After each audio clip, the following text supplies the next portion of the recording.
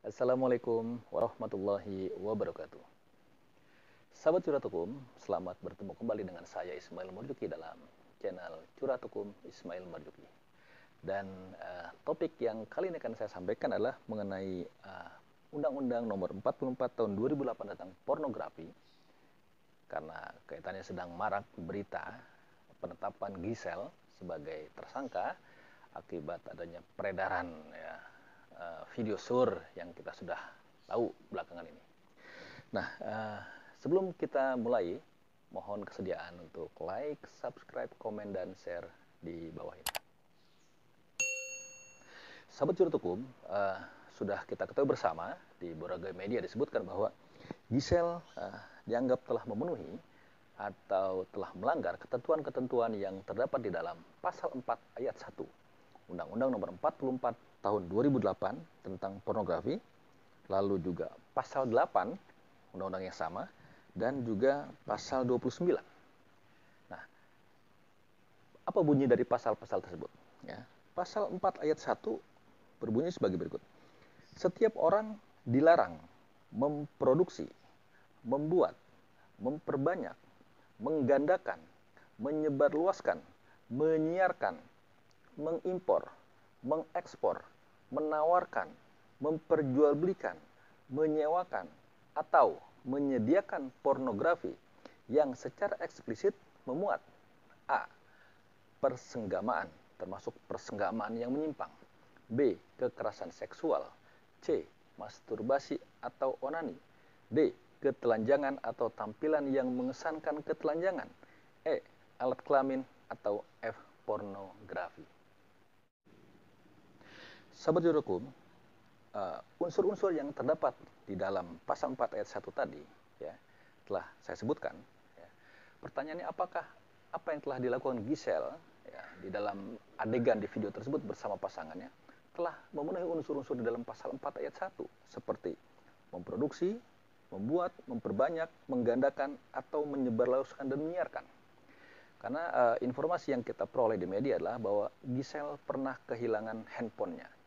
Artinya, kalau memang betul dia sudah kehilangan handphone beberapa waktu yang lalu, dan dia menyatakan tidak pernah menyiarkan, tidak pernah mengedarkan, tidak pernah memproduksi, maka tentunya unsur ini tidak terpenuhi ya, untuk disangkakan kepada Giselle.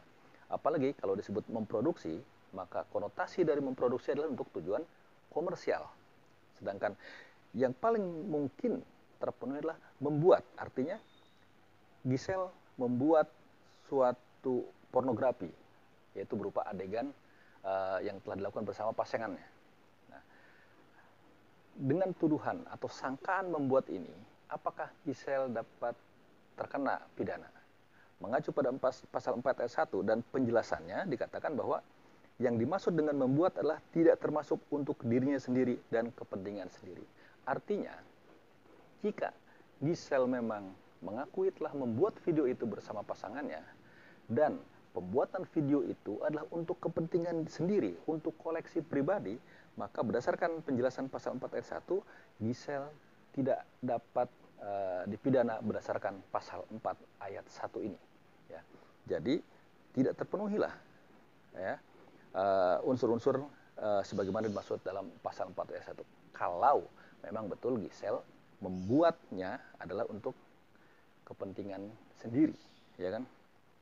Tetapi kalau memang dia sengaja membuat dengan tujuan untuk komersil misalnya, ya, maka akan terkena Pasal 4 Ayat 1. Tapi kalau memang untuk koleksi pribadi, maka Giselle dan pasangan dalam adegan tersebut tidak akan terkena ketentuan Pasal 4 Ayat 1. Lalu, apa sebetulnya sanksi dari Pasal 4 Ayat 1 tersebut?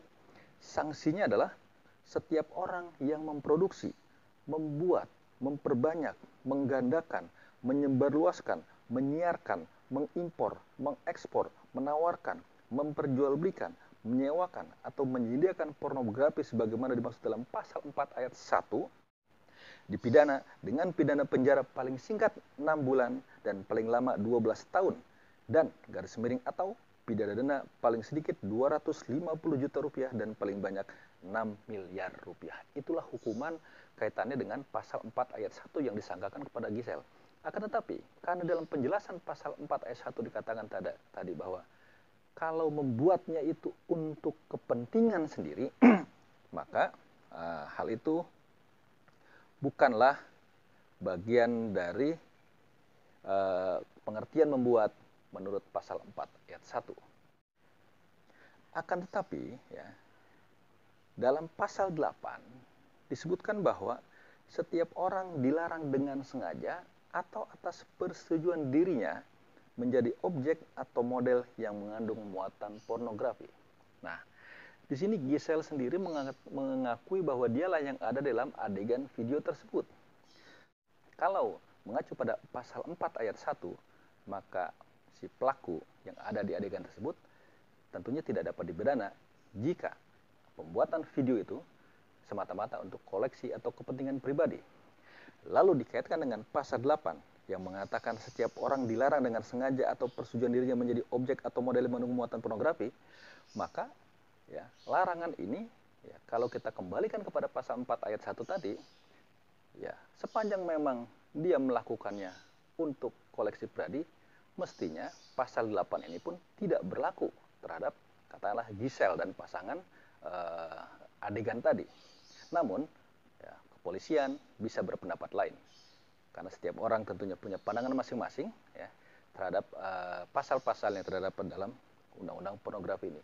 Namun, satu pandangan adalah bahwa kalau pasal 4-nya mengatakan dia tidak dapat dipidana karena membuat untuk kepentingan pribadi, maka semestinya di pasal 8 pun dia tidak dapat dipidana.